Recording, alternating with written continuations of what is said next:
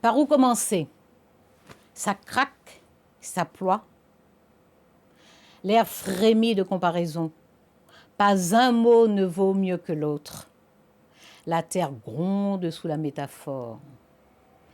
Je suis allée chercher, jusque dans la Russie du début du XXe siècle, ce morceau de poème d'Ossip Mandelstam.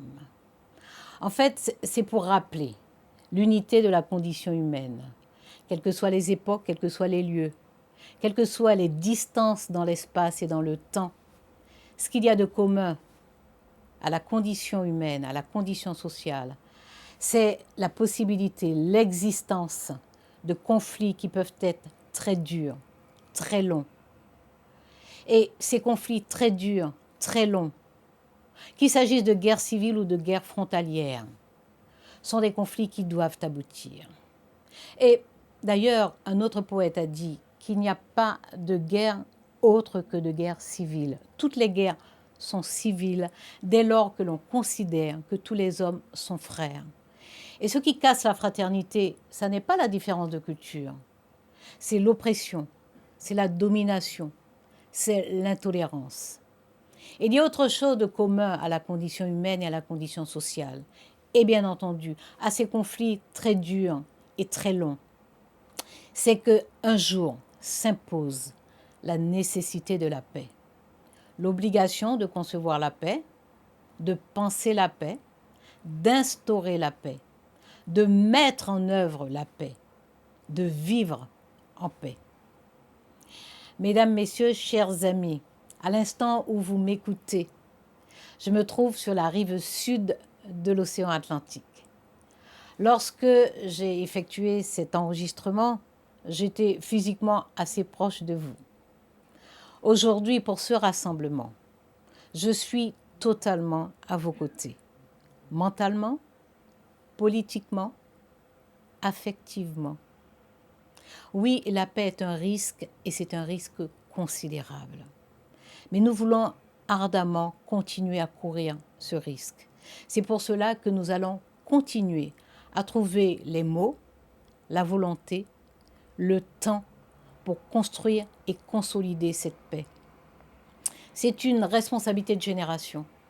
La question est de savoir si nous sommes assez nombreuses et nombreux, assez volontaires, assez courageuses et courageux pour nous atteler à cette responsabilité, à cette tâche qui est ingrate avant d'être gratifiante. Et nous savons que nous avons déjà l'armée des bienfaisantes et des bienfaisants, c'est-à-dire les élus, les responsables politiques, les personnalités de la société civile, les militantes et militants associatifs, les chercheurs, les artistes, les écrivaines, les écrivains, des femmes, des hommes et des amis ailleurs dans le monde.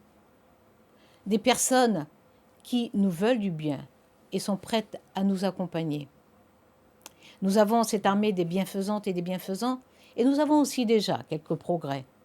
La question du territoire a été traitée et réglée, disons-le, selon un consensus. Le désarmement a été effectué, même si tant et tant de personnes n'y croyaient pas. Et cette armée des bienfaisantes et des bienfaisants est bienvenue, parce que nous en aurons bien besoin pour tout ce qui reste à faire. Nous savons qu'il n'y a pas de paix durable sans vérité et sans justice. Il nous faut donc, comme d'autres pays ont su le faire avant nous, trouver le chemin. Je suis absolument persuadée que nous saurons trouver à la fois les dispositifs, les procédures qui nous permettront, par une justice transitionnelle, qui nous permettront de créer le cadre, l'intention pour aboutir à cette paix durable à travers une vérité, à travers cette justice qui nous aidera. Nous avons déjà dans la loi pénale du 15 août 2014 inscrit la justice restaurative. C'est un état d'esprit. C'est un état d'esprit individuel, mais cela montre que, conformément à notre histoire et à notre culture, nous saurons franchir ce pas supplémentaire. Cette justice transitionnelle est indispensable. Elle l'est pour que toutes les victimes soient reconnues et que les réparations dues et possibles soit mise en œuvre. Cette justice transitionnelle est indispensable pour que les bonnes décisions soient prises concernant les prévenus et les détenus. Cette justice transitionnelle est indispensable pour que les dispositions les plus équitables soient retenues pour les personnes exilées. Ce sont les vies de famille et la vie dans la cité qui en seront améliorées. Et cette justice transitionnelle, elle n'est pas incompatible avec l'état de droit. Au contraire même, elle en est un pilier à la sortie d'un conflit aussi long et aussi dur.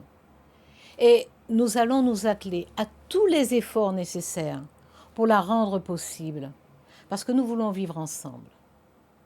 Et pour vivre ensemble, il faut d'abord se mettre ensemble. Il faut se parler, il faut dialoguer, il faut s'écouter, il faut s'entendre, il faut donner ses chances à un avenir de concorde. Je pense pour ma part que aujourd'hui encore, nous franchissons une étape déterminante. Que vous passerez cette journée de mobilisation, de rassemblement, vous la passerez à creuser encore pour que nous avancions. Et je suis persuadée que vous avez conscience que votre premier atout, votre plus grand atout, c'est la confiance. Cet atout est là. Et parce qu'il est là, parce que je le perçois, parce que je le ressens, moi aussi, je suis en confiance. Je crois que nous continuerons d'avancer.